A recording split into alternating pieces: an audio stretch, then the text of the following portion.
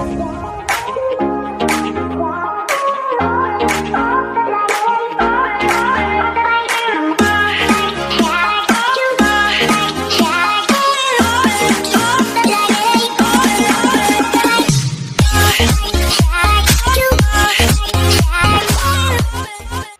araw mga bata! Kumusta na kayo? Halina, manood, makinig, at matuto. Ako si Teacher Jonah, ang inyong guro para sa araw na ito.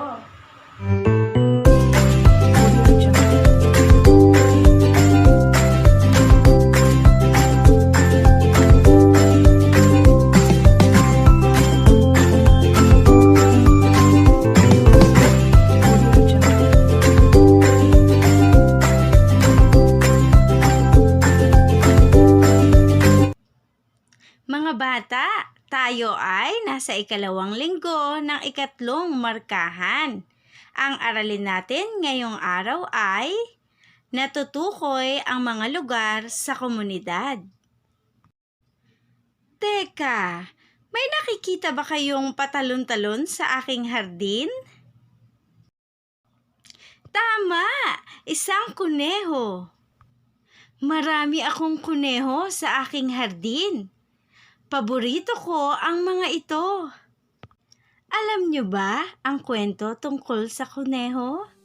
Pakinggan ang aking maikling kwento na may pamagat na Ang Komunidad ni Kuneho. Isinulat ito ni Leia C. Villarmia, iginuhit ni Kent I. Peromingan, inilapat ni Neil Edward D. Diaz. Si Puting Kuneho ay nakatira sa maliit at kayumangging kulungan. Hindi pa siya nakakalabas kahit minsan. Kaya kinagat niya ng kinagat ang isang bahagi ng kanyang kulungan upang makalabas at mamasyal. Ayos! Makakalabas na ako! Ang masiglang sabi ni Kuneho. Umalis kaagad si Kuneho. Nakita niya si Pulang Manok. Hoy manok, mamamasyal ako. Gusto mo bang sumama? Ang tanong ni Kuneho. Oo naman. Ang masayang sagot ni Manok. Saan? Tanong nito. Mamaya ka na magtanong. Halika na! Ang anyaya ni Kuneho. Habang sila ay naglalakad, nadaanan nila ang isang parke na kulay dilaw. Tignan mo manok, ang saya-saya ng mga bata na naglalaro. Tara, laro tayo. Ang sabi ni Puting Kuneho. Uy, kuneho, wag. Baka huhulihin nila tayo. Nagpatuloy sila sa paglalakad at nakita nila ang kulay dalandan na pusa sa tapat ng asul na tindahan sa palengke. Bukod sa maraming tao, may mga isda, gulay, karne at prutas pa na itinitinda. Niyaya nila itong mamasyal at sumama naman ito sa kanila. Nang madaanan nila si Asong Itim, niyaya nila itong pumunta sa kanilang bahay upang mamasyal. Pumayag naman si Aso kahit ngayon pa lamang niya nakilala ang mga ito. Wow! Wow! Yay! May bago na akong mga kaibigan! Ang sigaw ni Aso. Nakarating na sila sa lugar kung saan nakatira si Asong Itim. Ito ay isang istasyon ng pulis. Inanyayahan ni Asong Itim ang mga kasama niya na samahan siya sa kanyang kulungan. Ngunit ayaw nila dahil gusto nilang sulitin ang araw ng pamamasyal. Nakaramdam na sila ng gutom dahil tanghali na. Nagkasundo sila na lumapit sa isang puting bahay upang makakain. Pagdating nila doon, isa pala itong simbahan dahil may paring nagmimisa. Malungkot silang umalis papalayo at paghanap ng pagkain. Nakita nila sina baboy at kalapating kumakain ng carrots, isda at mais. Kaya lumapit sila kaagad at nagpaalam na makikain. Kaibigang baboy, kalapati, pwede ba kaming makikain? Gutom na kasi kami eh. Tanong ni Kuneho. Oo naman. Sige, pagsaluhan natin ito. Ang sagot ni Baboy. Nabusog na silang lahat kaya nagpasya silang dumaan muna sa isang mall bago sila umuwi sa kani-kanilang tahanan. Sumama sina Kalapati at Baboy sa kanila upang makakita ng iba pang mga lugar. Tignan nyo, kulay dilaw ang mall na iyon. Ang sabi ni Baboy. Huminto sila sa gilid ng mall. Gusto ko sanang pumasok doon, kaya lang baka magkagulo. Ang nag-aalinlangan na sabi ni Kuneho. Wag na, Kuneho, kasi kapag ginawa natin yun, pwede tayong mapahamak. Ang paalala ni Kalapati. May itim na van ang huminto sa tapat nila, kaya mabilis silang umalis. Ngunit naiwan si Baboy dahil mabagal itong maglakad. Dinampot siya ng dalawang lalaki. Napalingon sila nang marinig nila ang ingay ni Baboy. Binubuhat na pala si Baboy at akmang isasakay sa van. Lumipad kaagad sina Manok at Kalapati para saklolohan si Baboy. Aray! Aray! Ang sigaw ng dalawa. Nang siya ay makawala, kumaripas na sila ng takbo. Nang makalayo, nagpahinga muna sila sa isang malaking puno. Sinabi ni Pusa na kung hindi nila napansin ang ingay ni Baboy, malamang isa na siyang lechon kinabukasan. Nagpasalamat naman si Baboy na hindi sila nag-atubiling tumulong sa kanya. Alam mo, Baboy, hindi naman sukatan kung gaano katagal ang pagkakaibigan ng mga tao o hayop. Tandaan mo na lahat tayo dapat pahalagahan ang isa't isa, kaya hindi ka namin papabayaan sa abot ng aming makakaya. Ang pagmamalaking sabi ni Kuneho. Habang abala sa pagkukwentuhan, natanaw ni Kuneho ang papalubog na araw. Namangha siya sa ganda nito habang pinagmamasdan na papalubog sa gitna ng dalawang magagandang bahay. Naku, gusto ko ba sanang mamasyal? Kaya lang hapon na. Ang malungkot na sabi ni Kuneho. Napagkasunduan nilang babalik na sa kani-kanilang bahay maliban kay Pusa. Gusto niyang magpaiwan upang maghanap ng bagong mag-aalaga sa kanya. Sina Manok at Kuneho naman ay dumaan sa ibang kalye upang mas madaling makauwi. Habang papauwi ang dalawa, nagkwentuhan sila na hindi raw nila makakalimutan ang mga lugar na napuntahan nila. Maganda pala ang ating komunidad at malinis pa. Hindi lang ang mga tao ang makikinabang kung malinis ito. Pati na rin tayo, di ba? Ang tanong ni Manok kay Kuneho. Napadaan sila sa isang berdeng paaralan.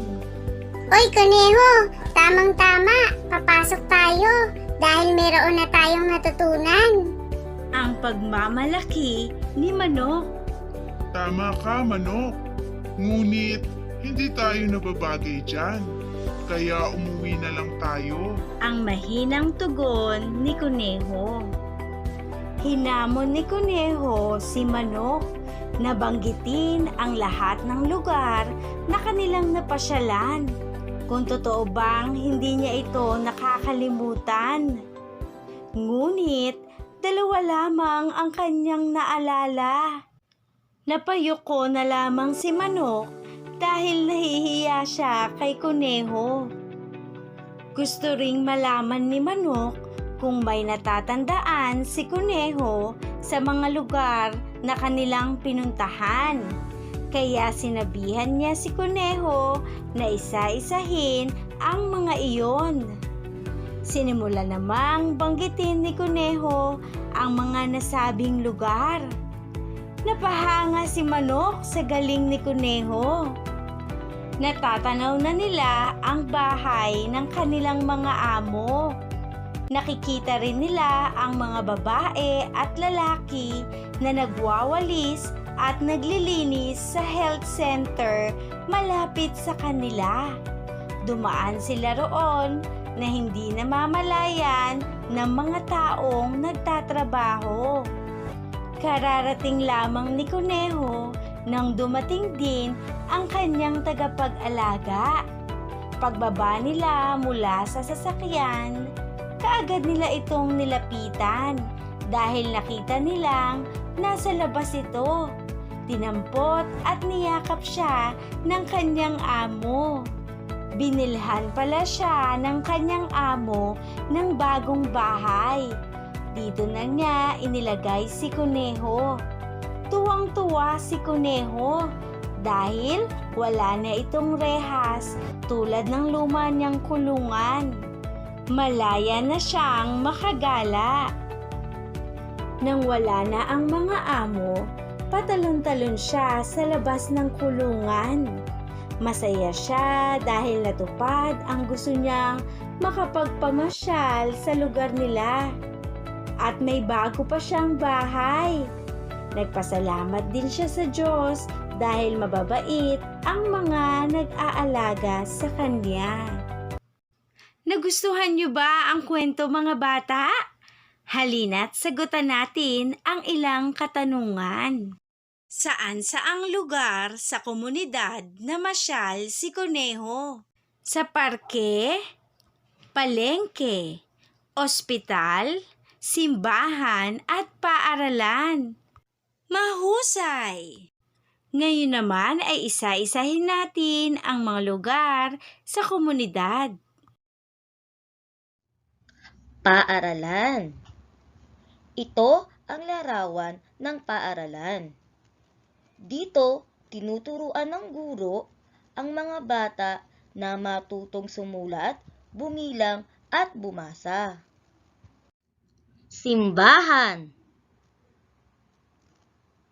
Dito, pumupunta ang mga tao para manalangin, magpasalamat sa lahat ng biyaya at humingi ng tawad sa kanilang mga kasalanan. Iba-iba ang relihiyon at paniniwala ng bawat isa sa atin. May mga Katoliko, Kristiyano, Iglesia ni Cristo, Muslim, at iba pa. Ganun pa man, dapat igalang at irespeto natin ang paniniwala ng bawat isa. Ospital. Dito, dinadala ang mga taong may sakit. Tinutulungan sila ng mga doktor at nurse para malunasan ang kanilang mga karamdaman. Istasyon ng pulis. Dito natin matatagpuan ang mga pulis na nagbibigay solusyon sa mga di tamang gawain sa ating komunidad. Istasyon ng bumbero. Dito natin matatagpuan ang ating mga bumbero. Sila ang tumutulong para maapula ang mga sunog. Palengke. Dito tayo namimili ng mga gulay, prutas, mga iba't ibang uri ng karne, at iba pang bagay na ating kailangan sa araw-araw. Parke. Dito, pumupunta ang mga tao upang maglibang at mamasyal. Dito rin madalas magpunta ang buong pamilya. Barangay Hall. Pamilyar ba sa inyo ang nasa larawan? Tama! Ito ang Barangay Hall ng Estrella. Dito natin makikita ang kapitan at mga miyembro ng sangguniang barangay. Sila ang namamahala sa bawat lugar o sa buong barangay. Subukan natin. Sabihin ang lugar kung saan makikita ang mga katulong sa komunidad. Doktor. Tama, sa ospital. Bumbero. Magaling, sa istasyon ng bumbero. Pulis. Tama, sa istasyon ng pulis. Pari. Magaling, sa simbahan. Guro. Mahusay, sa paaralan. Mukhang handa na nga kayo sa mga gawain. Handa na ba kayo? Gawain 1. Lagyan ng check ang tamang sagot. Number 1. Saan tayo namimili ng ating pangangailangan? Palengke o parke? Tama, palengke. Number 2. Saan natin makikita ang kapitan at mga miyembro ng sangguniang barangay? Palengke o barangay hall? Magaling! Barangay hall. Number 3. Saan tayo nagpupunta upang mamasyal at maglibang? Parke o barangay hall? Tama! Parke. Number 4. Saan tayo pumapasok upang mag-aral at matuto? Sa paaralan o sa istasyon ng pulis? Tama! Sa paaralan. Number 5. Saan tayo humihingi ng tulong upang maapula ang sunog? Sa palengke o sa istasyon ng bumbero? Mahusay! Sa istasyon ng bumbero. Gawain 2. Makinig sa babasahin ng guro. Kulayan ng larawan ng lugar ng komunidad na babanggitin. Number 1. Paaralan. Number 2. Istasyon ng bumbero. Number 3. Ospital. Number 4. Parke.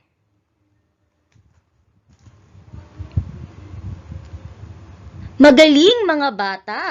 Binabati ko kayo at nagawa nyo ng tama ang mga gawain. Banggitin nga natin ang iba't ibang lugar sa komunidad. Ipapakita ni teacher ang mga larawan at sasabihin ninyo kung ano ang tawag dito.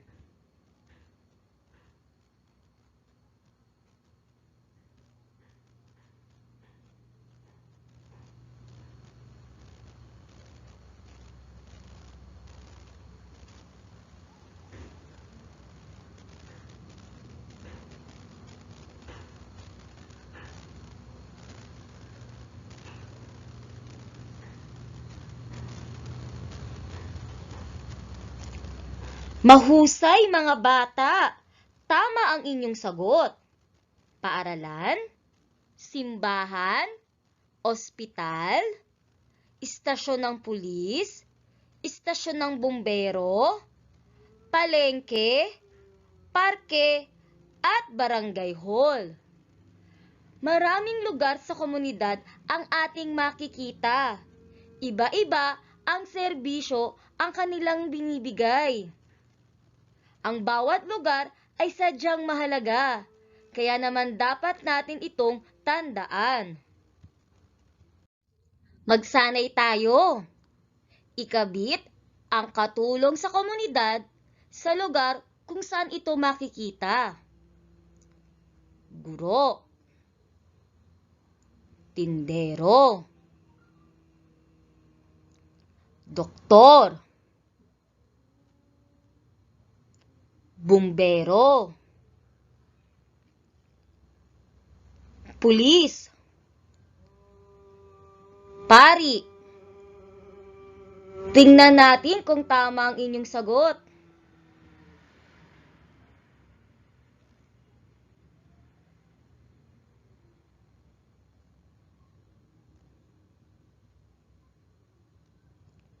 Magaling mga bata!